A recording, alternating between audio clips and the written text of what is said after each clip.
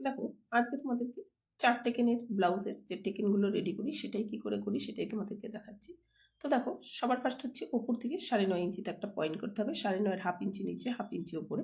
এবার দেখো 9.5 থেকে ঠিক এটা 3.25 ইঞ্চি ভেতরে আছে, 2.5 ইঞ্চি করতাম, যেহেতু হুকের জন্য 2 সুতা বাড়তি আছে তাই 3.25 ইঞ্চি করে দিয়েছি।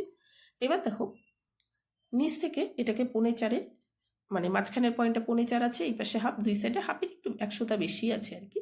তো দেখো এবার মাঝখানে যে 9.5 যে লাইনটা আছে, 4টা পয়েন্ট আমাদের মোটামুটি 4 টেকেনের যেহেতু হবে, মিডিলে যে 4টা পয়েন্ট আছে 4টা পয়েন্ট ওই 1.5 বেশি থাকবে, 2 ইঞ্চির কম থাকবে, মানে 2 ইঞ্চির আশেপাশে থাকবে আর কি। এরপর দেখো সাইড থেকে হচ্ছে 2.5 ইঞ্চি করে দিলাম। তো এটাতে 2টা টেকেন দিব, যাই হোক মোটামুটি হাফের একটু বেশি আছে, কি হাফ ইঞ্চি আছে, নাপ করে করিনি, ওই যাই হোক হাফ ইঞ্চি করেই হয়, কিংবা 1 সুতা বেশি হলেও কোনো অসুবিধা নেই।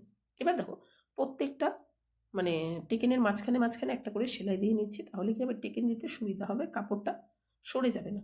তো দেখো আমি প্রত্যেকটা টেকেনটি দিয়ে দিচ্ছি একটা একটা করে, কিন্তু টেকেনের ডবল সেলাই দেবে। আর টেকেনগুলো যখন করবে উপর দিকটা যতটা সরু রাখবে তত কিন্তু সুন্দর হবে টেকেন।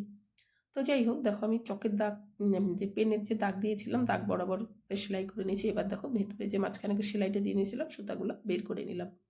তো এই দেখো টেকেন রেডি হয়ে গেছে।